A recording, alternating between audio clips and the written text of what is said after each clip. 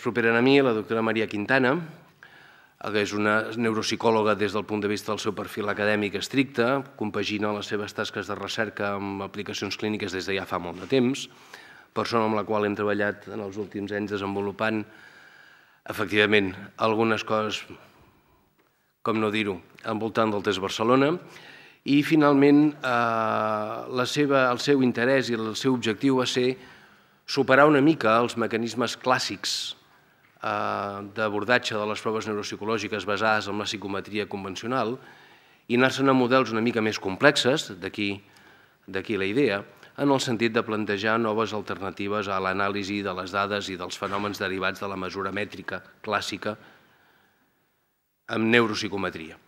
De manera que la seva tesi doctoral va girar entorn d'això i la seva activitat recent volta també al voltant de la recerca amb nous models psicomètrics de mesura i compaginant això amb feines de responsabilitat en altres àmbits de la recerca aplicada. Buenos días. Siguiendo con el tema de las redes, bueno, en mi caso yo les presentaré las redes neuronales artificiales, que si bien es un tema poco conocido en nuestro ámbito, en neuropsicología, y que yo se los presentaré desde una disciplina, desde una perspectiva más bien de investigación, tal vez en un futuro, no sé si cercano o no, podremos hacer una traslación de esta investigación a la clínica. Comenzaré la presentación por un breve background, una breve introducción de qué se entiende por una red neuronal artificial, para dar paso a cuáles han sido las aplicaciones y después me centraré en estudios concretos en neuropsicología. Y por último hablaré de cuáles son las ventajas y las limitaciones de esta aproximación. ¿Qué son las redes neuronales artificiales? Son sistemas de conexiones que parten del ámbito de la inteligencia artificial. Se han propuesto múltiples definiciones, yo aquí les presento una de ellas, que las consideran sistemas de procesamiento cuya estructura y funcionamiento se inspiran en las neuronas biológicas y que tienen como objetivo reproducir el sistema de procesamiento humano haciendo estas mismas interconexiones, simulando las interconexiones neuronales. ¿Cómo se estructuran? En una red neuronal artificial, igual que en una red neuronal biológica, la unidad básica es una neurona, en este caso artificial, que son sistemas de cálculo, donde un vector de entrada produce una salida. Al igual que en una neurona biológica, tenemos un cuerpo neuronal donde llega la señal y se procesa, tenemos unas dendritas, unos axones, tenemos una conexión de neurona a neurona, que en terminología de redes se llaman pesos sinápticos, que son una serie de valores que conectan una neurona con otra y que es la que hace que la red adquiera conocimiento. ¿Cómo se distribuyen? Al igual que una red neuronal biológica, se distribuyen en capas que están interconectadas. En una red neuronal artificial se pueden distinguir tres capas, una capa de entrada, donde llega la señal del exterior, una capa oculta, donde se hace una serie de ajustes, y una capa de salida, donde la información resultante se envía al exterior. Pero además de, como ya he dicho, se inspiran en las neuronas biológicas, por tanto es obvio que haya una serie de semejanzas entre ambas. Las principales semejanzas es que son capaces de adquirir conocimiento a través de un proceso de aprendizaje. Además, una red artificial es capaz de reconocer patrones complejos, manejar datos, aprender relaciones ocultas y resolver problemas complejos. Es decir, una red neuronal artificial tiene la capacidad para procesar, almacenar y, lo que es más importante, aprender. Lo he puesto entrecomillado porque en este caso aprender significa que la red es capaz de encontrar una serie de datos, una serie de modelos que se ajusten y que se adapten entre sí. Pero ¿cuáles han sido sus aplicaciones? Pues la aplicación de redes neuronales artificiales puede ir en distintas direcciones. Tenemos una primera dirección que sería de reconocimiento de patrones. En este caso pueden ser pues, distintos procesos cognitivos, cómo funciona el sistema nervioso. Aquí les presento dos trabajos. Uno de ellos estudia el córtex prefrontal, otro de ellos un proceso cognitivo. También se pueden utilizar para reducción de la dimensionalidad y minería de datos y, por último, también se pueden utilizar como medio de clasificación de patrones y predicción de funciones, que es en el ámbito que nosotros nos hemos centrado y a partir de aquí me centraré en él. Si buscamos algún tipo de patología que sea un buen modelo para aplicar redes neuronales artificiales, la enfermedad de Alzheimer sería uno de ellos. ¿Por qué? Porque la enfermedad de Alzheimer sigue un curso que es no lineal, es decir, tenemos una evolución que al principio puede, a nivel de la clínica, puede ser más lenta, pero después, una vez que progresa la enfermedad, la evolución es más rápida. Así, se han hecho diversos estudios aplicando redes neuronales a la enfermedad de Alzheimer. Tenemos varios estudios donde aplican a medidas de neuroimagen, también de neuroimagen estructural, como medidas electrofisiológicas también se ha aplicado bastante. Después también tenemos estudios de efectividad terapéutica en pacientes con enfermedad de Alzheimer y en ratones también. Tenemos los trabajos publicados por Buscema. Buscema tiene un equipo de investigación que ha trabajado mucho en este tema, no solo en enfermedad de Alzheimer. Ellos empezaron trabajando en la predicción de conductas adictivas, tienen unos trabajos realmente interesantes y más adelante han empezado a trabajar en enfermedad de Alzheimer y deterioro cognitivo leve. Así, uno de estos trabajos que han publicado es la predicción de alteraciones neuropatológicas a partir de medidas cognitivas y funcionales. También lo han utilizado como predicción de distintos biomarcadores. Aquí les presento otro trabajo que estudia cuál es la relación no lineal que hay entre las alteraciones auditivas en pacientes con y sin enfermedad de Alzheimer. Pero, ¿y si buscamos trabajos que se acerquen un poquito más a nuestra disciplina? Pues tenemos el primer antecedente, que es de este trabajo de French y colaboradores, donde ellos lo que hacían era clasificar sujetos con enfermedad de Alzheimer y controles en distintos estadiajes a partir de redes neuronales. Normalmente, este tipo de trabajos lo que hacen es comparar esta técnica con otro tipo de modelos estadísticos, por decirlo así, clásicos. En este caso, ellos lo comparan con un análisis discriminante. Después tenemos este trabajo de Parsons, que aplican un modelo de red que se llama el perceptrón multicapa, que se entrena con un algoritmo que se llama de retropropagación del error, donde también hacen lo mismo, pero esta vez ellos lo comparan no con un análisis discriminante, sino con un modelo de regresión. Y, por último, está este trabajo, que es realmente interesante, que se publicó el año pasado, de Tabaton y colaboradores, donde estudian, a partir de modelos de red neuronal artificial, cuáles son los predictores de conversión de deterioro cognitivo leve amnésico a enfermedad de Alzheimer. Y dentro de estos predictores, evidentemente, pues teníamos medidas cognitivas y otro tipo de medidas. Así, nosotros, el año pasado publicamos un trabajo donde lo que pretendíamos era evaluar y explorar cuál es la habilidad de las redes neuronales artificiales para poder diferenciar entre tres entidades diagnósticas: sujetos cognitivamente normales, envejecimiento normal, pacientes con deterioro cognitivo leve y sujetos con enfermedad de Alzheimer. Además, nos planteamos estudiar cuáles son las variables más relevantes para el diagnóstico del deterioro cognitivo leve y la enfermedad de Alzheimer. Para ello estudiamos 522 sujetos. Este trabajo se engloba dentro de un proyecto mucho más amplio, que es el proyecto Neuronorma.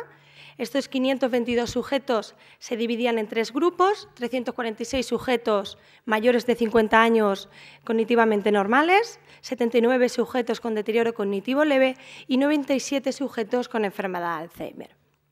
Muy brevemente aplicamos unos instrumentos de clasificación, Mini-Mental, una escala funcional, la IDED, y la escala GDS de Reisberg, y como instrumento principal de estudio la versión abreviada del test Barcelona. ¿Cómo nosotros desarrollamos y diseñamos los análisis estadísticos? Sin entrar mucho en materia, bueno, cuando uno hace un estudio, aplica una red neuronal artificial, normalmente previamente tiene que hacer una selección de variables. Es decir, nosotros no podemos, no es lo idóneo incluir muchas variables porque eso confunde tantos datos y tantas variables, confunde a la red. Para ello, nosotros hicimos una selección de variables, primero unas variables cognitivas que seleccionamos una medida de orientación en tiempo, una tarea de memoria de trabajo, memoria episódica verbal y no verbal, una tarea de fluencia semántica, una tarea de abstracción verbal y una tarea de clave de números. Y también nos pareció interesante incluir 2 variables sociodemográficas que son fundamentales en el rendimiento cognitivo, como todos ustedes saben, que es la edad y la escolaridad. También nos pareció interesante hacer distintos subestudios, es decir, hacer distintas pruebas aplicando redes. En un primer momento, lo que hicimos fue incluir a todos los sujetos de la muestra, es decir, a los 3 grupos. Después incluimos sujetos controles y deterioro cognitivo leve y, por último, controles y enfermedad de Alzheimer. En este tipo de modelos se distinguen 2 fases. Una fase de aprendizaje que lo que hace la red es aprender. Se entrena a partir de unos datos reales, que son los datos de nuestra muestra. Y después se hace la fase de validación, que a partir de otra serie de sujetos, la red es capaz de clasificar a estos sujetos. Por último, utilizamos un modelo de red que se llama perceptrón multicapa, que este tipo de modelo tiene la particularidad que permite separar datos que son no lineales. Como software utilizamos el EASY, que es un programa, la verdad, que es bastante sencillo de utilizar. Además, nosotros queríamos contrastar si el rendimiento de redes neuronales lo queríamos contrastar con otro tipo de método estadístico y en este caso nosotros seleccionamos un análisis discriminante. ¿Cuáles fueron los resultados principales que obtuvimos? Como era de esperar, obtuvimos diferencias significativas en todas las variables en los 3 grupos diagnósticos. Esta sería una de las redes neuronales que obtuvimos. Aquí, en estos circulitos, tenemos las neuronas, los nodos. Cada una de las neuronas son las variables que yo les he presentado anteriormente. Aquí tenemos las variables cognitivas y la edad y la escolaridad. En esta capa tenemos las neuronas ocultas, que se llaman. Nosotros hicimos distintas pruebas y vimos que una única capa y con 4 neuronas era la que nos daba el mejor rendimiento. Y, por último, aquí tenemos la capa de salida, que es el diagnóstico, es decir, sujeto control, sujeto con deterioro cognitivo leve o sujeto con enfermedad de Alzheimer. En cuanto a los resultados específicos de redes neuronales, aquí les presento cuál sería la importancia de cada una de estas variables predictoras, es decir, de cada una de estas variables de entrada. Y en el primer caso, donde nosotros incluimos a todos los sujetos de la muestra, es decir, los 3 grupos diagnósticos, obtuvimos que la variable más importante era la memoria de textos de recuerdo libre, mientras que la sensibilidad nos mostró en este caso que la variable más sensible sería la memoria inmediata, pero en este caso en recuerdo facilitado. Cuando le pedimos a la red que nos clasificara estos sujetos, obtuvimos que un 67% de los sujetos se clasificaron correctamente. Es decir, el sujeto que era control lo clasifica como control o el sujeto que era enfermedad de Alzheimer lo clasifica como enfermedad de Alzheimer. ¿Qué obtuvimos en el segundo caso, donde nosotros incluimos a sujetos controles y deterioro cognitivo leve? Encontramos que la memoria de textos diferida, recuerdo facilitado, era la más importante, mientras que una parte importante de las variables eran sensibles en este modelo, tanto memoria visual, la tarea de memoria de trabajo y las tareas de memoria. Cuando le pedimos que nos clasifique a los sujetos, en este caso, mejoramos el porcentaje y obtenemos un 98% de los sujetos. ¿Y qué pasa cuando únicamente tenemos a los sujetos controles y los sujetos con enfermedad de Alzheimer? Tenemos que es la memoria visual la variable más importante dentro de esta red y la variable más sensible es la educación y la memoria visual. ¿Qué pasa cuando le pedimos que nos clasifique a los sujetos? Pues que en este caso el 100% de los sujetos se clasifica correctamente. Es decir, la red en este caso no tiene ningún error de clasificación. Como ya he dicho, nosotros queríamos comparar si este modelo de red era eficaz o no y para ello lo comparamos con un análisis discriminante. María, 2 minutos. 2 minutos. Aquí tenemos en el análisis discriminante, tenemos que en la primera situación nos clasifica un 80%, al igual que en la segunda, y en la última situación un 96%. Muy brevemente, ¿cuáles son las principales conclusiones?